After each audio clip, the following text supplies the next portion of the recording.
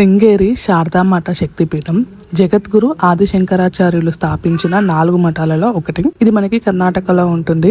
మన తెలంగాణ నిజామాబాద్ వాళ్ళకి బాసర సరస్వతి మాత ఎలాగో అక్షరాభ్యాసంకి, కర్ణాటకలో చాలా మంది శృంగేరికి అక్షరాభ్యాసంకి వెళ్తా ఉంటారు. అక్కడ ఉంది శారదామాత అయిన జగద్గురు ఆదిశంకరాచార్యులు, అందులోకి సరస్వతి మాతని కొలువు తీర్చారంట. సో ఇక్కడ అక్షరాభ్యాసం చేయిస్తే చాలా మంచిదని చాలా మంది నమ్ముతారు. నేను ఈ ట్రిప్ లో విజిట్ చేసిన టెంపుల్ లో నాకు బాగా నచ్చిన వన్ ఆఫ్ ది టెంపుల్ ఇది. ఎంత పీస్ఫుల్ గా అనిపించిందో, అందుకే మేము ఒక రోజు నైట్ అక్కడే ఉండి night and next day morning 2 సార్లు దర్శనం అయితే చేసుకున్నాము. ఈ టెంపుల్ లో అమ్మవారిని దర్శించుకోవాలంటే కంప్లీట్ ఎథ్నిక్ వేర్ లో అయితే ఉండాలి. అమ్మాయిలకైతే శారీ అండ్ చుడిదార్ కి కంపల్సరీ చున్నీ ఉండాలి. అబ్బాయిలైతే షర్ట్ లేకుండా ఉండాలి అండ్ ధోతి ఉండాలి. ప్యాంట్స్ ఉన్నా కూడా అలౌ చేయరు. సాంప్రదాయ దుస్తుల్లో ఉంటే కొంచెం ముందు నుంచి అమ్మవారిని దర్శించుకోవచ్చు. మీలో ఎవరైనా గోకర్ణ మురుదేశ్వర్ టెంపుల్ కి వెళ్ళినప్పుడు ఈ టెంపుల్ ని విజిట్ చేయడం అస్సలు మర్చిపోకండి.